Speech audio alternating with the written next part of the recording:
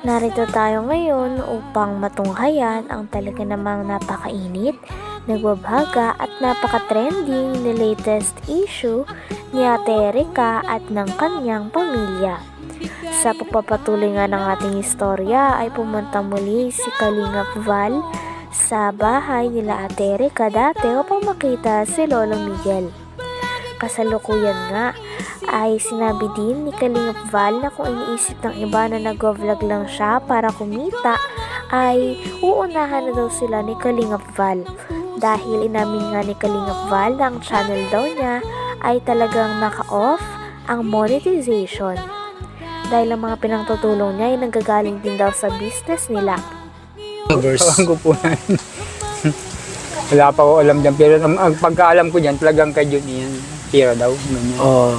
Ngayon, iparam ko rin po sa kanila, mga e-lovers, sa lahat po, na binablog ko sila, naka-off po yung monetization. Ayaw ko yung makaisipin nyo, after ako sa views, hindi po.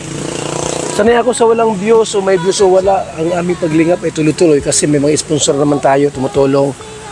Sa ating programa po, isipin mo tayo ang pabahay ng Kalingap, ababutan ng 223 housing project.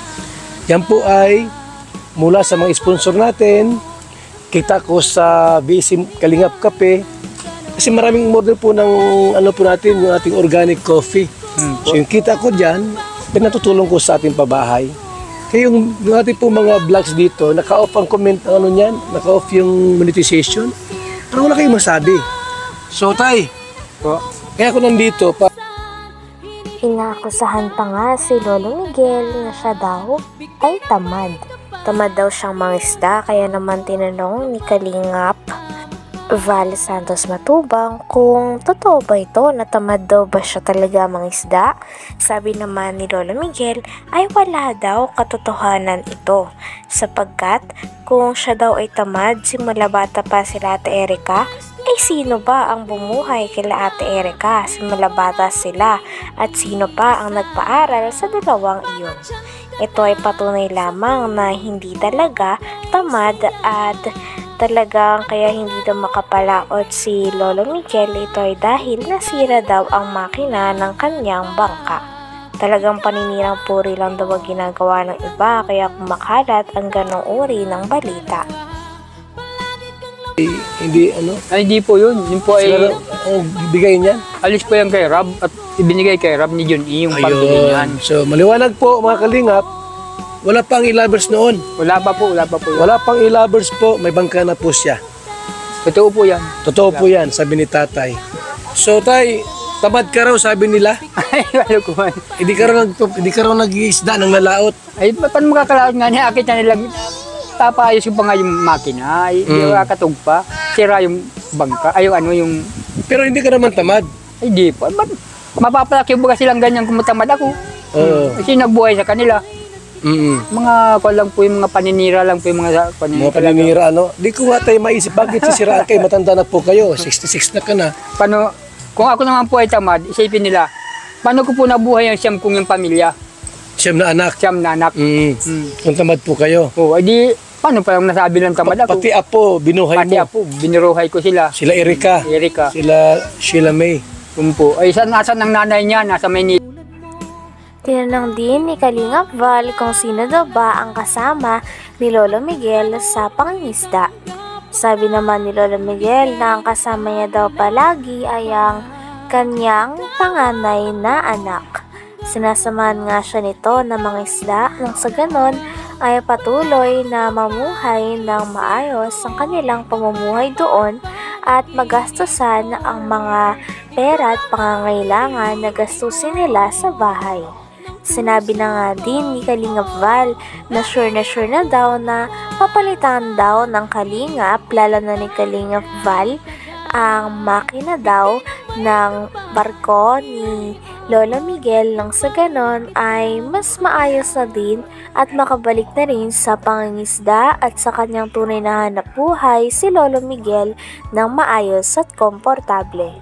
Ang nasabi ng tamad ako. Pati apo, binuhay Pati mo. apo, biniruhay ko sila. Sila Erika. Sila Sheila May. Po. Ay, nasa ng nanay niya, nasa Maynila, nagpapakasaya. Nasa akin sila. Nasa akin niya. Kaya tamad ako ay. So, hindi mo tayo inaako na tamad po kayo? Ay, di po. At masasabi lang tamad. Ay, ako nagbuhay sa kanilang maliliit pa sila. Ginapang ko sila. Kasi anong paraan. Nakikipag-arawan ako sa Danawan, nagbamakin ako, arawan, ganyan, arado. Lahat ginagawa niyo po para sa pamilya niyo po? Pagsuyod, para mabuhay lang sila. Magamas ng basig. Yung alam ko pong trabaho sa Danau. Dati po nasa labo pa kami malasagin ang trabaho ko. Ngayon, nasa Nyuga naman kami. Diyan po sa Katandungan nun, ang trabaho ko lang po dyan. Lagas, pwede kani-kaninong Nyugan, lagas ako niyan. Makalakasan ko pa. Kaya sabihin nilang. So yung bangka po na Talagang nagagalit na nga ata si Kalingap Val at binabalaan niya na rin ang E-Lovers dahil nag-post daw ang E-Lovers sa kanilang Facebook account na inaangkin nila ang lahat ng mga tulong na natanggap ni Lolo Miguel o ang lolo ni Ate Erika. Ngunit ang bangka na ito ay may napakalaking pangalan na Kalingap. Kaya naman nangangahulugan na talagang galing ito kay Kalingap Rab at kay Kalingap Val. Ngunit inaangkin ito ng E-Lovers na talagang hindi nagustuhan ni Kalingap Val. Okay, E-Lovers na. Pwede tayo makita yung bangka? Umpo. Tara doon mga Kalingap. Punta natin po. Punta natin. Ito mga kaibigan. At alamin natin kung talagang bigay ng E-Lovers ito. Sabi ni tatay po, si John A. pa rin po nagbigay nito, mga Kalingap. Yung pirang binili niyan, binigay kay Rab. Tapos binili naman sa akin ni Rab yan. Aha, ayan. Wala pang E-Lovers noon? Wala pa po yan. Wala pang E-Lovers. Ngayon wala ang yan. So, hindi na po mga Kalingap, wala pang E-Lovers noon. Pero inaangkin daw po nila lahat. Mga hambong ko yun. Butugan tayo.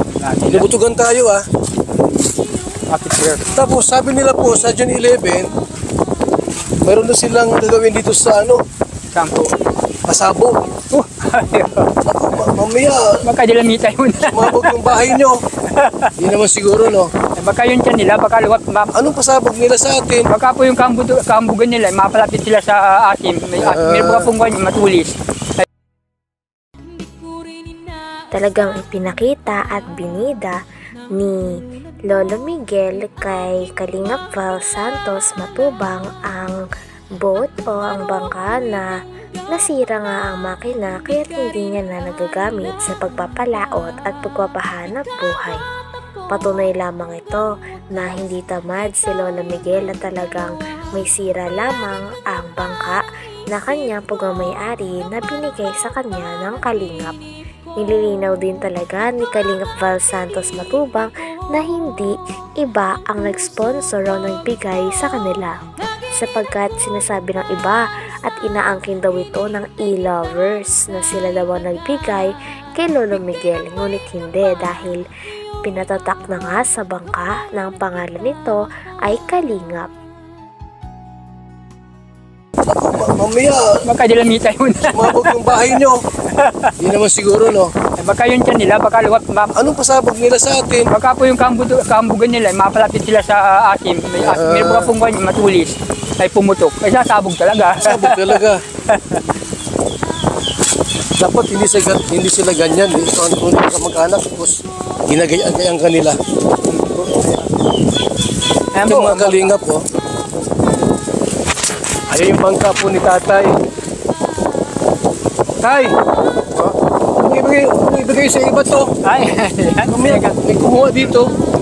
Yan ay subi. Hindi pwedeng bigay bawi. Hindi pwede. Yung binigay po yan. So yan po mga Kalingap Yan na po yung bangka Pininturahan ko nga yung po, ilalimin at ko ng Team Kalingap. Yan. Di pwedeng gawing ilab. Hanggang dito na lamang muna ang talaga namang nagtitrending, nagbabaga at napakainit na issue ni Ate Erika. Maraming salamat sa inyong panonood. Hanggang sa muli. Bye!